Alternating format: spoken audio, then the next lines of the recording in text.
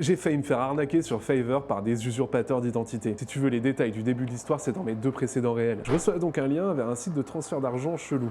Et je mets un stop à tout ça. Mais comment ça marche cette arnaque? Alors si je suis pas tombé dans le panneau, j'ai vite trouvé sur Reddit un thread lancé par quelqu'un qui lui s'est fait avoir. En fait, les arnaqueurs demandent un virement de 300 $ pour soi-disant payer les frais pour débloquer le virement de 3000 $ que tu vois jamais arriver. Alors moi je suis pas là pour juger et je comprends même qu'on puisse tomber dans le panneau, et le truc qui rend l'arnaque plus crédible pour moi, c'est que les arnaqueurs ils utilisent l'usurpation d'identité. Les profils avec qui on discute sur Telegram ils correspondent à des personnes qui existent vraiment et qui bossent pour une boîte qui existe vraiment aussi. Même le contrat qu'ils envoient peut rassurer. Et d'ailleurs, vu que c'est l'usurpation d'identité, le contrat, il ne vaut rien du tout légalement. Alors il y a quand même quelques red flags dans cette histoire qui indiquent que c'est une arnaque. D'abord, il y a le compte Fiverr qui est tout juste créé, l'utilisation de la messagerie Telegram, le job qui est trop bien payé pour du travail de qualité médiocre, avec un brief inexistant pour une entreprise, donc c'est pas le secteur d'activité. Il y a aussi l'utilisation d'une messagerie en gmail.com, le contact avec le directeur financier de l'entreprise, un faux macaron bleu certifié sur Telegram, et enfin, le site de transfert d'argent. Alors, il faut pas se méfier quand il n'y a qu'un seul red flag. Ça peut par exemple arriver de bosser pour quelqu'un qui vient de créer un profil sur Fiverr, mais il faut s'alarmer quand ces indices s'accumulent. Et souvent, quand l'arnaqueur est grillé,